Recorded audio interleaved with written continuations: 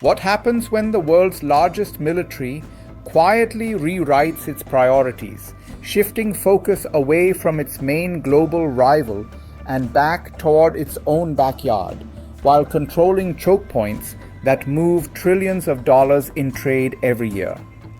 That question sits at the center of a new US defense strategy that could reshape global power balances without a single shot being fired. And today's video unpacks what this shift really signals.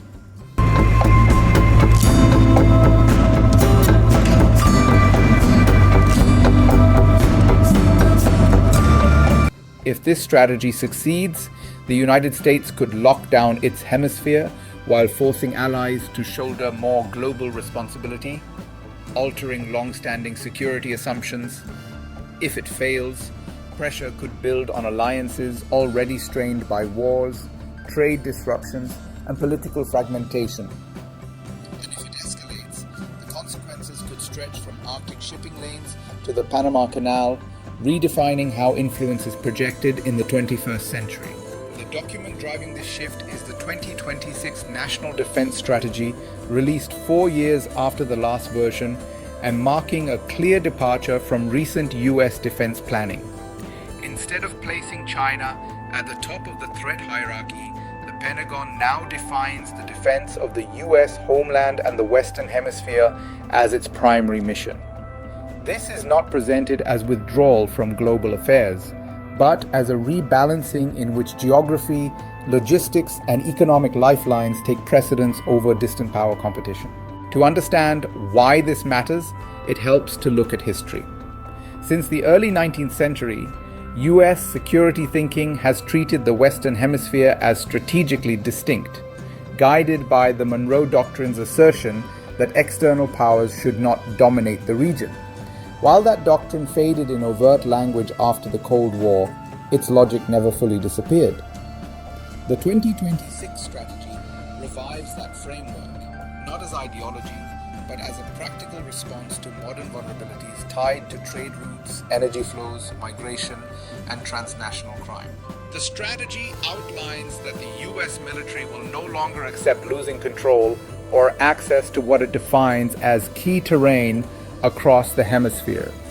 This includes the Arctic, where melting ice is opening new shipping routes, Greenland's strategic geography between North America and Europe, maritime approaches labeled as vital to US commerce, and the Panama Canal, which handles roughly 5% of global maritime trade.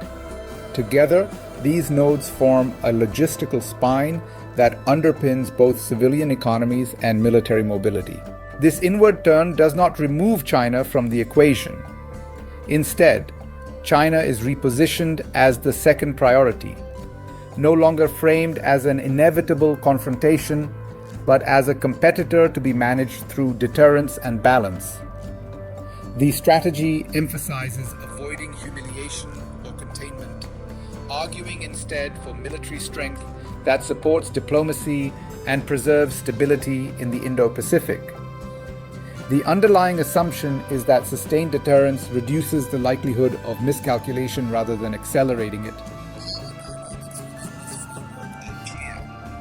The White House sets strategic direction, the Pentagon provides military options, and allies are expected to assume greater responsibility in their regions. The document explicitly calls for increased burden sharing from European partners, as well as Canada and Mexico, reflecting the view that regional security begins at home. This aligns with data showing the US defense budget exceeds $800 billion annually, while NATO allies collectively still fall short of matching US capabilities. Recent developments give context to this recalibration.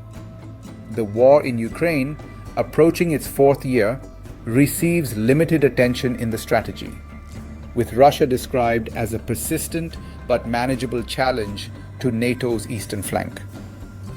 The focus shifts from forward engagement to ensuring American forces are prepared to counter any direct threat to the homeland. This reflects a broader assessment that prolonged overseas conflicts can drain readiness, industrial capacity, and political capital.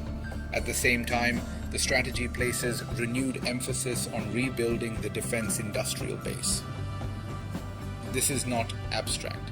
The US currently produces artillery shells, missiles, and naval components at rates far below Cold War levels, while demand has surged due to global conflicts.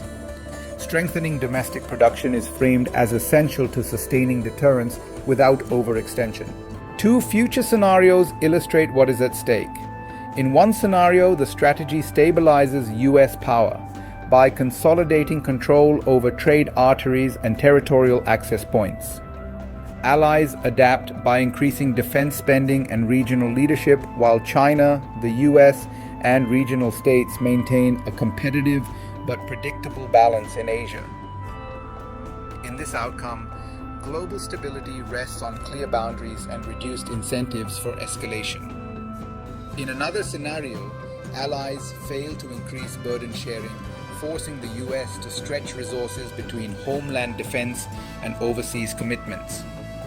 This could create gaps in deterrence, particularly in Europe or the Indo-Pacific, increasing uncertainty rather than reducing it. Under such conditions, even restrained competition could drift toward crisis if red lines are misread. The geopolitical consequences extend beyond military planning. Control over Arctic routes affects energy markets and shipping insurance. Influence over the Panama Canal impacts supply chains linking Asia, the Americas, and Europe. Greenland's strategic position intersects with space surveillance, missile defense, and undersea infrastructure. Each element ties economic security directly to military posture. Importantly, the strategy does not frame these moves as ideological or confrontational. It presents them as corrective, arguing that previous decades focused too heavily on abstract global commitments while neglecting tangible national interests. Whether one agrees or not, the document reflects a belief that stability comes from strength rooted in geography and capacity rather than permanent expeditionary presence. For China, this shift signals neither retreat nor encirclement, but a recalibration. The US emphasizes deterrence without confrontation, seeking conditions where competition does not tip into conflict. For allies, the message is more direct. Greater autonomy and contribution are no longer optional. For global observers, the change suggests that future power contests may hinge less on distant battlefields and more on logistics, infrastructure, and access.